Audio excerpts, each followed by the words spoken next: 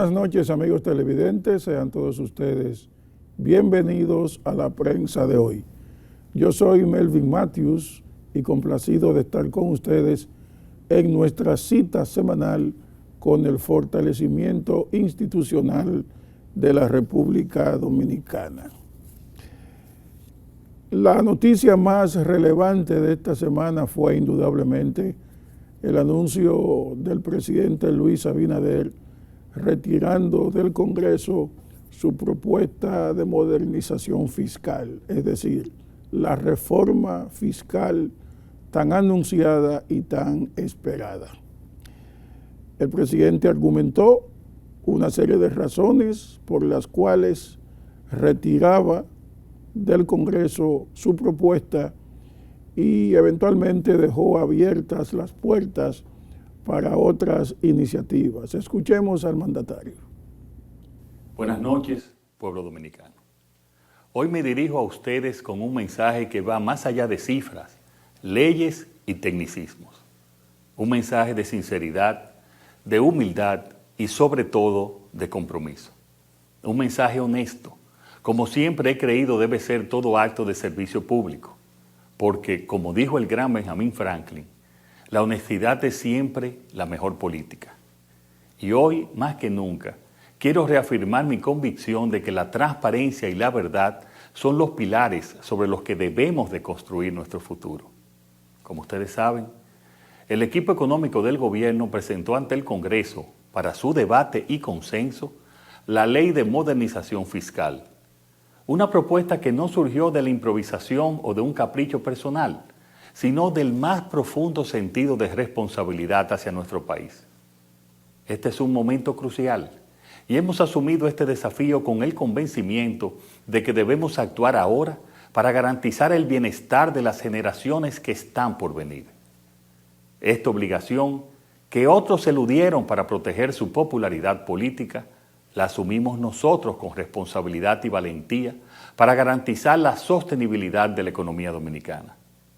Lo hicimos convencidos de la necesidad de un cambio estructural que redujera la dependencia del endeudamiento externo y aumentara nuestra capacidad de financiar las soluciones a tus problemas de seguridad, de agua potable, de electricidad, salud y transporte, y para eliminar distorsiones y privilegios.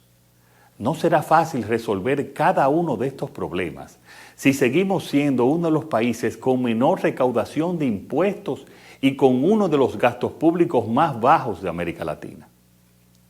Cumplimos nuestra responsabilidad presentando al país un plan integral de cambios estructurales que incluyen la aprobación de una ley de responsabilidad fiscal que por primera vez en nuestra historia pone un objetivo de deuda a mediano plazo y un techo al gasto del gobierno.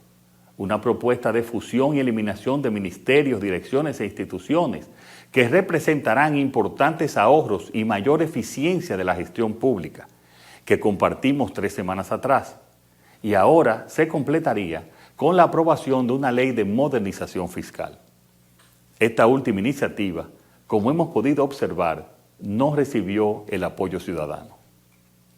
Estoy convencido de que nuestra democracia debe ser un diálogo constante, una conversación en la que cada voz cuente y cada opinión tenga su peso. La democracia no es, ni debe ser, un monólogo, ni una práctica de cada 4 años. La democracia es y debe ser el intercambio permanente entre el pueblo y sus gobernantes. En este sentido, nuestra práctica ha sido siempre coherente: proponer, escuchar y, si es necesario, rectificar. Corregir es reconocer que las decisiones, aunque sean bien intencionadas, deben cambiarse cuando no respondan a las posibilidades y expectativas de la gente. Un verdadero gobierno democrático no teme enmendar sus decisiones cuando escucha al pueblo, porque escuchar es un signo de fortaleza. Y yo soy un presidente que escucha. No estoy aislado, no vivo en una burbuja. Leo los diarios, escucho la radio, veo la televisión, me reúno con todos los sectores, reviso las redes sociales, recorro el país y además de ser presidente, soy un ciudadano, hijo, hermano, esposo, padre, amigo, alguien que como tú puede escuchar el ritmo colectivo de la inconformidad. En el pasado, al compás de esos toques, defendí la democracia. Ahora también lo siento y los escucho. Antes y ahora los valoro igual. Hoy quiero decirles que su mensaje ha llegado hasta mis oídos. Escuchamos sus inquietudes, sus reservas, sus preocupaciones. He sentido el pulso de la nación en cada rincón, en cada conversación, en cada espacio donde su voz ha resonado. Y entiendo que la propuesta de ley de modernización fiscal no cuenta con el consenso necesario para ser aprobada. Como presidente siempre he sido fiel al principio de que en una democracia se puede conseguir todo con el pueblo, pero nada contra el pueblo. Estoy procediendo entonces a solicitar el retiro inmediato del proyecto de ley de modernización fiscal de la agenda del Congreso Nacional.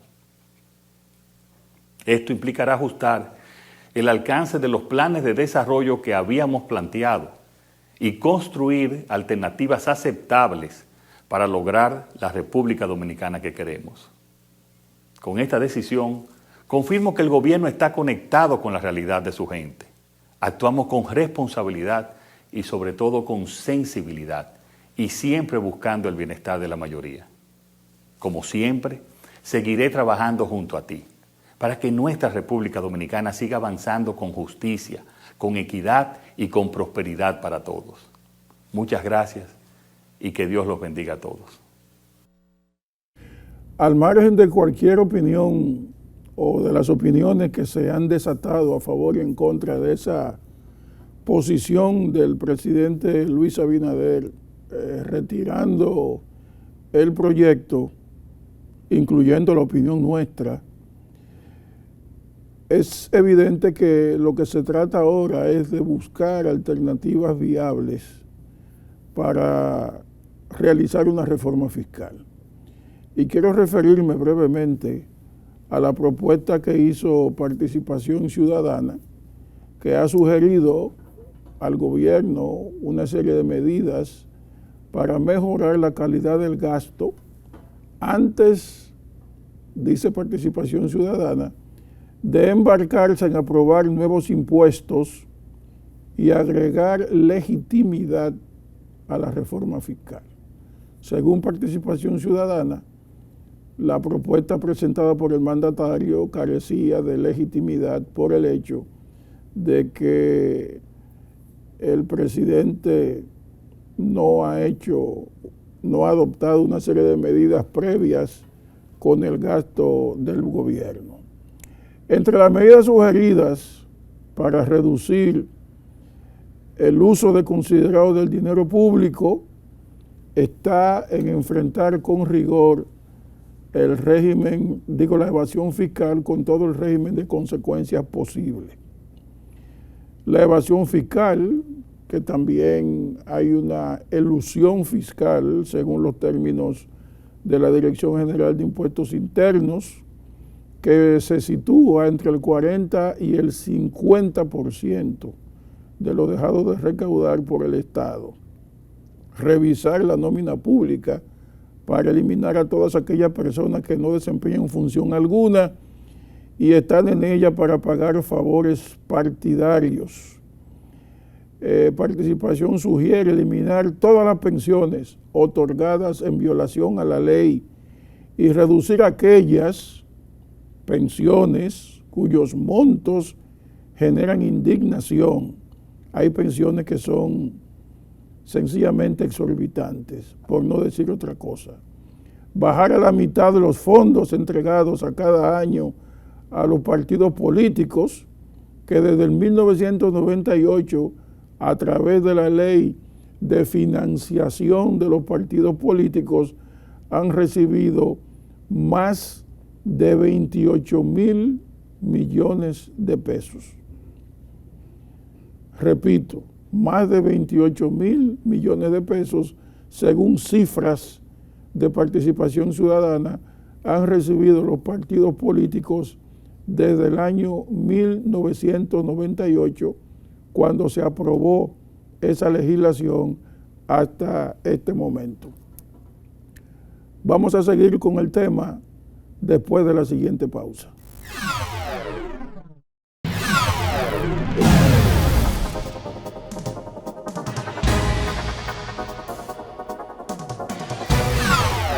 Continuamos con la prensa de hoy y proseguimos repasando la propuesta que acaba de hacer Participación Ciudadana para que el gobierno reduzca sus gastos y pueda presentar un proyecto de reforma fiscal viable y equitativo.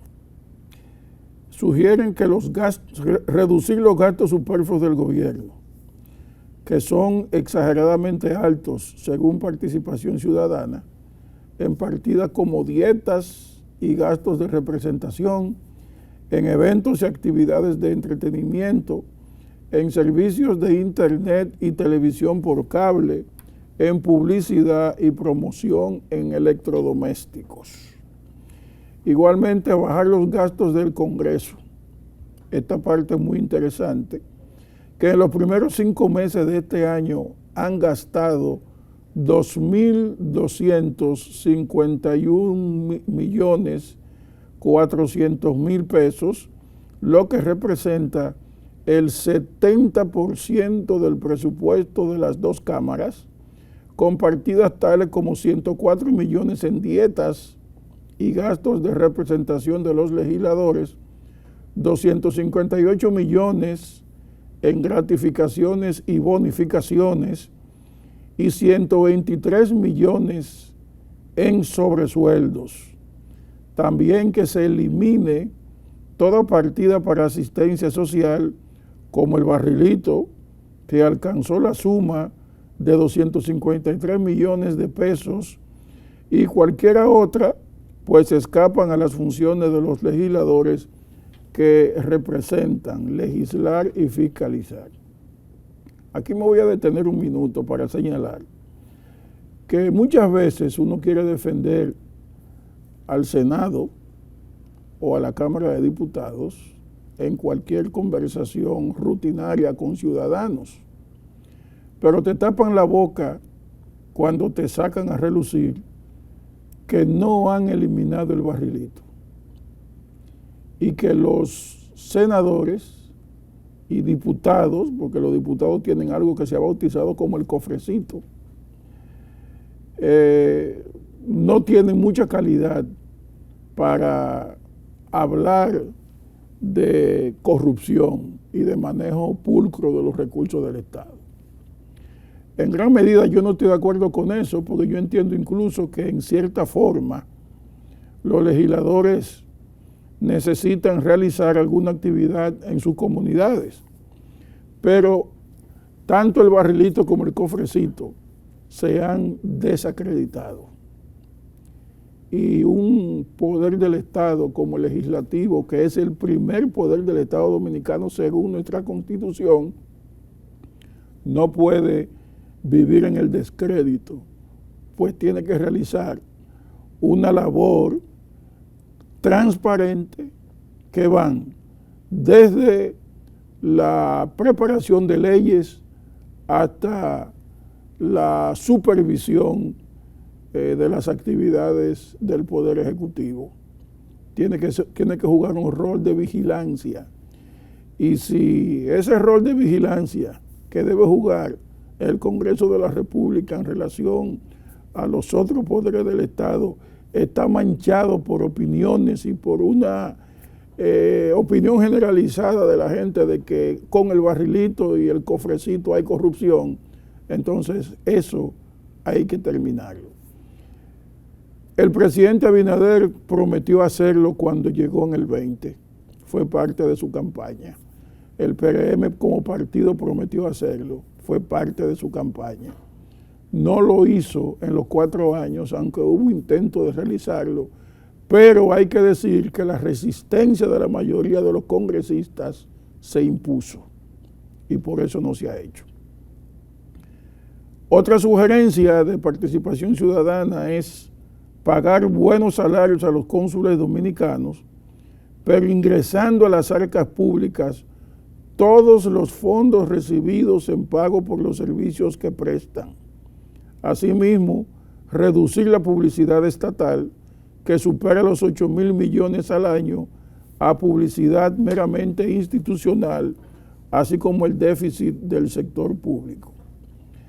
Participación Ciudadana reconoce algunas medidas adoptadas para reducir el gasto público, adoptadas por el gobierno, pero asume en este sentido que a pesar de que se fusionan algunos ministerios y entidades públicas y toman algunas medidas dentro de un plan de austeridad, antes de someter su proyecto de reforma, es obvio que las medidas relacionadas con el gasto son insuficientes y restan legitimidad a los esfuerzos por mejorar los ingresos del Estado. Participación Ciudadana, que tiene una enorme influencia dentro de la administración del presidente Luis Abinader desde el año 2020. De ahí han salido muchos funcionarios que han jugado un rol estelar decisivo, incluyendo la del Ministerio Público, incluyendo la Procuradora General de la República, el director de compras y contrataciones y otros funcionarios más, que eran de Participación Ciudadana y están hoy ejerciendo como funcionarios públicos y prestando sus servicios. Solo en la medida que se logre este compromiso con la sociedad dominicana, dice Participación Ciudadana, en el marco de un pacto gobierno-ciudadanía, se podría hablar de modificar el sistema tributario agregando mayores cargas impositivas para cubrir la brecha que probablemente quedará de todas maneras. La entidad considera que el presidente Luis Abinader no debe abandonar los esfuerzos por una reforma fiscal cuando ha dicho que sería una actitud irresponsable y poco patriótica renunciar a la reforma fiscal que tanto necesita el país, y reiteró que se hará con mayor rigor. Miren, yo tengo una opinión disidente sobre la retirada del presidente Abinader del proyecto. La expresé en un artículo que escribí para el periódico Hoy, el pasado martes, y que está disponible en las redes sociales. Yo dije y sostengo que con esto de retirar el proyecto, el presidente Abinader sienta un mal precedente.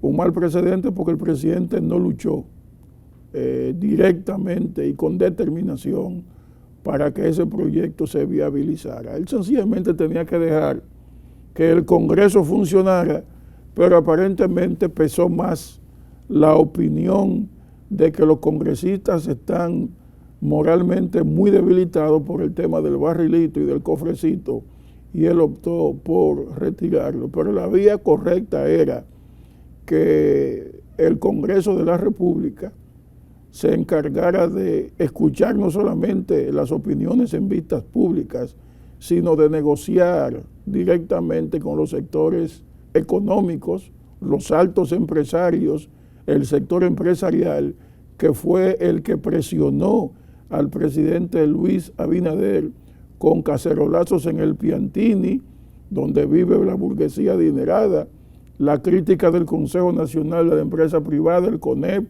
de la Confederación Patronal y de Adoexpo, la diatriba de Leonel Fernández y de Danilo Medina, seguida de vigilia en el Congreso, frente al Congreso Nacional, y ataques desconsiderados en las redes sociales contra el gobierno. Todo eso minó el optimismo y la voluntad del presidente Luis Abinader. Nos vamos a una pausa.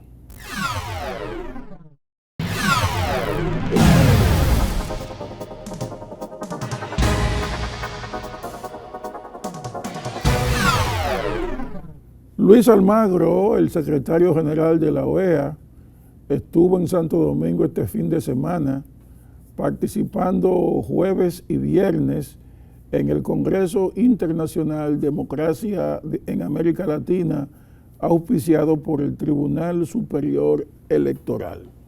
Él pronunció la conferencia titulada Democracia en América Latina el jueves en la noche, conferencia que presentaremos a continuación.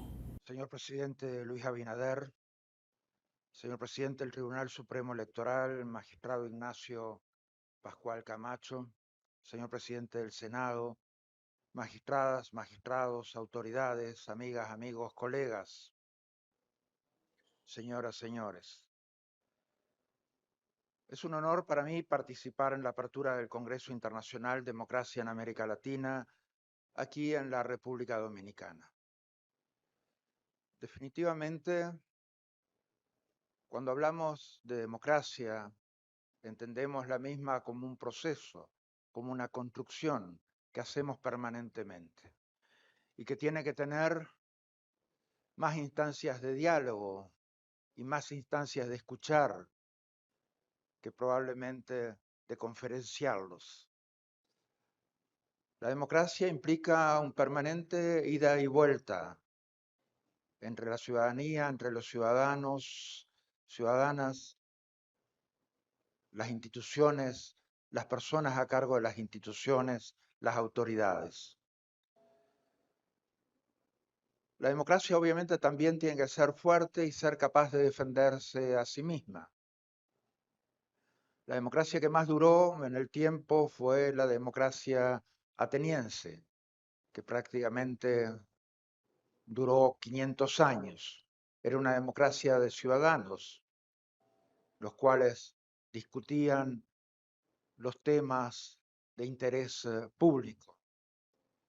La democracia sufrió un golpe duro con la derrota de Atenas ante Esparta y se sostuvo, pero con algunos cambios que definitivamente afectaron la misma. Y con la derrota de Atenas ante Macedonia, ante Filipo de Macedonia, definitivamente la democracia dejó de existir en el mundo. Lo que llevamos ahora, estos 300 años de procesos democráticos, 200 años en América Latina, prácticamente todas nuestras naciones surgieron a la vida independiente como democracia, prácticamente todas, con alguna excepción. Y esas democracias que han tenido altibajos, que han sufrido golpes y retrocesos duros, que han tenido que reajustarse en la dinámica de los tiempos, muchas veces han quedado y han dejado para atrás sin resolver los problemas de la gente y los problemas de la ciudadanía. Quizás porque a veces nos olvidamos que la democracia es un instrumento, no de poder, porque el poder debe ser alternado y el poder debe ser dejado, sino que es un instrumento de convivencia, de la mejor convivencia política y de la mejor convivencia social entre los distintos actores de la sociedad. Es un momento crítico, como se decía, para nuestro hemisferio. Los valores y principios democráticos se ponen en duda en función de, obviamente, los resultados que se alcanzan en nuestros países. Sin saber que eso no es culpa de la democracia.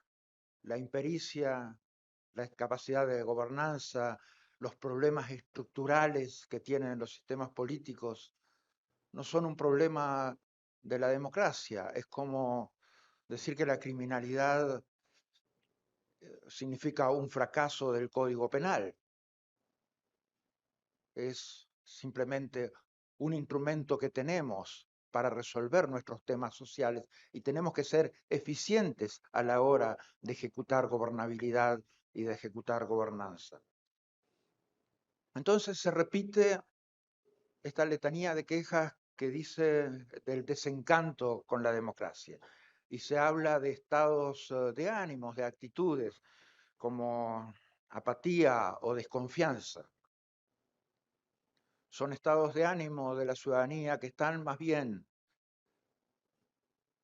implicados en cómo juzgamos una gestión de gobierno, pero no tiene que ser y no puede trasladarse a cómo juzgamos un sistema de funcionamiento de la convivencia social que nos permite a todos, a todas, expresarnos, dar nuestra opinión, ejercer la soberanía a través del voto, tener la posibilidad de alternar en el poder y alternar en el gobierno. También la democracia obviamente debe apelar a nuestras conciencias permanentemente y nosotros tenemos que responder de una manera consciente a los desafíos que tienen nuestros sistemas políticos, sociales, jurídicos. Y lo que hacemos con los mismos y lo que han hecho con los mismos en el hemisferio. En Latinoamérica hay una tendencia muy afirmada a generar condiciones de incertidumbre jurídica, de incertidumbre social, de incertidumbre económica en diversos momentos. Y esas incertidumbres a veces son generadas de la nada y esas incertidumbres son obras de la acción humana. Esas incertidumbres surgen de atacar algunos de los principios y valores fundamentales de la democracia. El Estado de Derecho y el Estado de Derecho democrático, como lo señala la propia Carta Democrática Interamericana, la separación de poderes, la rendición de cuentas, las elecciones libres, justas y periódicas, y de llamar la atención sobre el riesgo de que ocurre, qué es lo que ocurre cuando estos principios, estos valores son atacados. Toda la incertidumbre que se genera, incertidumbre jurídica, incertidumbre social, incertidumbre económica, incertidumbre política en nuestros países. La democracia ha sido víctima de ataques en por lo menos 3 áreas. Un área en la cual en Latinoamérica la democracia ha sufrido mucho es los ataques al Poder Judicial o la cooptación de los poderes judiciales. Lo otro es los ataques a los poderes electorales y la cooptación de los poderes electorales. Y los otros, los ataques a la libertad de expresión. Nuestra región ha pasado a ser la región con mayor muerte de periodistas en el mundo. Así ha pasado a ser la región con más violencia en procesos electorales y es la región en la cual el crimen organizado afecta más las dinámicas de funcionamiento de esos procesos electorales y de los sistemas políticos. Es una región que ha sufrido también un tema respecto a la integridad de la información. Este fenómeno es de gran relevancia en la era digital. La desinformación, la propagación de noticias falsas se da a una velocidad y en una magnitud que no hemos conocido antes. Se difumina la línea o se pretende difuminar la línea que separa la verdad y la mentira. Y entonces, volvemos al principio, ese diálogo social, ese diálogo político que propugna la democracia se ve afectado en esa deliberación pública permanente que propone la democracia.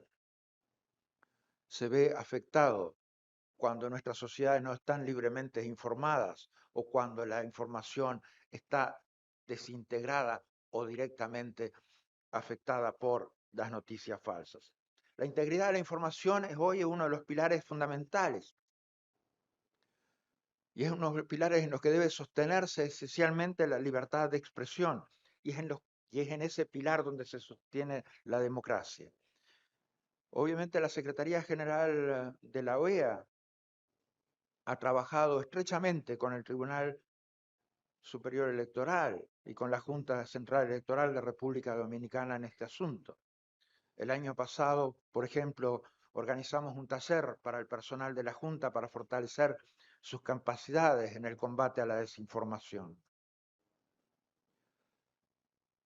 Y la sociedad permanentemente tiene que generar anticuerpos al respecto. Y el mejor anticuerpo al respecto es, como se señalaba en un discurso hace un tiempo, educación, educación, educación. Y es eso también lo que nos permite hacer frente a las otras dinámicas tecnológicas que nos plantea la democracia hoy. El avance de la inteligencia artificial es otro desafío significativo. Estas tecnologías definitivamente pueden ofrecer soluciones innovadoras para la gestión, para la transparencia electoral, para el mejor funcionamiento de las instituciones, para fortalecer las dinámicas de eficiencia de las instituciones, pero también presentan riesgos considerables. Y basta con imaginar, por ejemplo, que la inteligencia artificial se utiliza para crear campañas de desinformación altamente sofisticadas, capaces de influir con puntería a la opinión pública, para manipular la voluntad del electorado, para potenciar la polarización. Esto plantea preguntas que hacen a cómo hacer el mejor funcionamiento, cómo absorber mejor esas tecnologías en el sistema político. Y definitivamente esas tecnologías tienen que ser utilizadas, porque es seguro que los enemigos de la democracia las van a utilizar y por lo tanto definitivamente nos colocan en el imperativo ético de hacer el mejor uso de las mismas y potenciar el mejor uso de las mismas en el sistema político. La tecnología es una herramienta y como una herramienta puede ser usada para el bien o para el mal, pero tenemos que estar adelante para usarla para el bien. Definitivamente, cuando se habla de marcos regulatorios, claro, que aborden el tema de la inteligencia electoral, el ámbito electoral, la transparencia de los algoritmos, la rendición de cuentas, la protección de los derechos de los votantes, que deben ser todos prioridades en nuestra agenda. La democracia en la región se enfrenta también a un problema estructural de las sociedades, de muchas sociedades de nuestro hemisferio, que es, yo ya hacía referencia al mismo, a la violencia política, que está vinculada obviamente al impacto de el crimen organizado dentro de nuestro sistema político, cómo el dinero del crimen organizado permea dentro del sistema político, cómo la fuerza del crimen organizado permea y afecta al funcionamiento de la ciudadanía y de los partidos políticos y de las instituciones y de los poderes del Estado. Y cómo esa violencia debe ser neutralizada, porque esa violencia va desde el asesinato hasta las agresiones, la expatriación, la inhabilitación, el secuestro de críticos y opositores, de aquellos que se enfrentan a las dinámicas esas del crimen organizado. Esta violencia estructural ha erosionado la democracia gravemente en muchos lugares, ha erosionado el Estado de Derecho y ha erosionado la posibilidad de desarrollo de nuestros países. La intimidación y el miedo no deben tener cabida en nuestras sociedades, no deben tener cabida en nuestras democracias. El miedo es el principal inspirador del conflicto y el conflicto es obviamente el detonante de los esquemas de polarización y confrontación que vivimos hoy. La intimidación y el miedo deben ser erradicados. La libertad es el principal antídoto, la educación, pero también la eficiencia y la fortaleza de las instituciones para hacer frente a esto.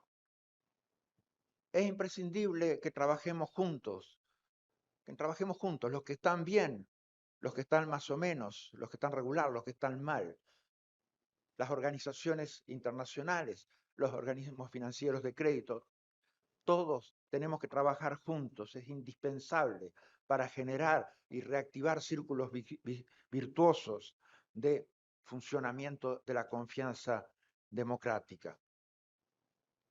Las amenazas a la democracia deben ser enfrentadas por autoridades electorales con autonomía y con independencia, con decisiones apegadas a la Constitución y a la ley, con capacidad técnica y comunicacional, con apoyo ciudadano. Todos estos factores son claves a la hora de enfrentar estos temas, porque las democracias nunca pueden llevar a un punto de comerse a los caníbales. Nunca podemos llevar un sistema político a la canibalización y nunca podemos utilizar instrumentos que no son democráticos para defender la democracia, porque la estamos entonces erosionando y afectando desde adentro. Y las instituciones tienen que ser cada vez más inclusivas. Ese es un debe que tenemos en el hemisferio. La violencia, las organizaciones criminales, las bandas criminales han tenido un caldo de cultivo muy fuerte en prácticamente 200 años de décadas perdidas en el hemisferio para muchos de nuestros países. Hemos tenido instituciones que no han sido suficientemente inclusivas, que no han tenido la capacidad de generar soluciones para problemas estructurales como pobreza y desigualdad. Y es así que todavía al presente arrastramos el estigma de ser la región más desigual del mundo o una de las regiones más desiguales del mundo. Y en una región desigual, la democracia es muy difícil que funcione. Promover la integridad y transparencia del funcionamiento democrático, del funcionamiento institucional, es clave para que cada uno se sienta representado en esa institución y que esa institución signifique soluciones para la ciudadanía. Soluciones para aquellos que han visto generación tras generación reproducirse en círculos de pobreza, ciclos de pobreza continuos de generación a generación. Definitivamente es necesario eliminar esos ciclos, es eliminar cualquier variable de discriminación que afecta la regeneración de esos ciclos. Nosotros tenemos una obligación al respecto. De eso se trata la democracia, de servicio público. La democracia nos obliga a dar, no a llevarnos del sistema político. Nos obliga a dejar nuestra vocación de llevar adelante acciones que significan bienestar para la gente y no aquellas acciones que tengan cualquier dinámica de egoísmo o dinámicas de poder autogenerado. Nosotros hemos trabajado excelentemente con el Tribunal Supremo Electoral de República Dominicana, con la Junta Electoral. Hemos logrado hacer funcionar juntos un esquema que cada vez más ha ido fortaleciendo la democracia y la plena voluntad de la gente de continuar fortaleciendo y consolidando su democracia a través de sus procesos electorales. Esto se ve en cosas a veces que parecen colaterales, pero hacen sustancia del funcionamiento democrático. República Dominicana fue, por ejemplo, el primer país en recibir al grupo de alto nivel para el fortalecimiento de la participación política de las mujeres, que derivó en un proyecto con el Tribunal Superior Electoral para la incorporación de la perspectiva de género al interno de la institución. Después llevó al DECO a un taller para la socialización de recomendaciones de misiones de observación electoral sobre participación política de las mujeres con apoyo del Ministerio de Relaciones Exteriores. Yo felicito esta iniciativa y la oportunidad de debatir, de discutir y de dialogar sobre la democracia en la búsqueda de soluciones concretas para estos desafíos que tenemos. La democracia es un destino que se puede torcer, y ustedes lo han visto en la región, como países de repente ponen 2 ruedas en la cuneta y de repente tienen las 4 en el precipicio. La democracia no tiene todos los antídotos para defenderse de todos los ataques a la misma. Ese destino democrático se puede torcer. Tenemos que fortalecerlo y tenemos que trabajarlo en el día a día. La cultura democrática de ustedes es fundamental al respecto. La cultura democrática de los pueblos es esencial al respecto. Y tener claro que no es admisible en ningún caso ninguna alteración del orden constitucional, ninguna ruptura del orden democrático. Que aquellos que lo perpetran sepan siempre que van a tener el más visceral enemigo en los demócratas del continente, que cualquier intento de perpetuación en el poder o de perpetuación de la corrupción o perpetuación de los vínculos con el crimen organizado va a ver a los demócratas del continente alzando su voz para enfrentarse a quienes lo perpetran. Pero esencialmente, no podemos olvidarnos nunca que es el diálogo con la gente y es escuchar a la gente. Y son los problemas que tiene la gente los que tenemos que resolver. Aquellas cosas que nos pide la gente, no las cosas que nos pedimos a nosotros mismos como políticos, sino las cosas en las que está interesada la gente en tener soluciones. Felicito esta iniciativa y agradezco mucho la oportunidad de haberme dirigido a ustedes hoy. Gracias.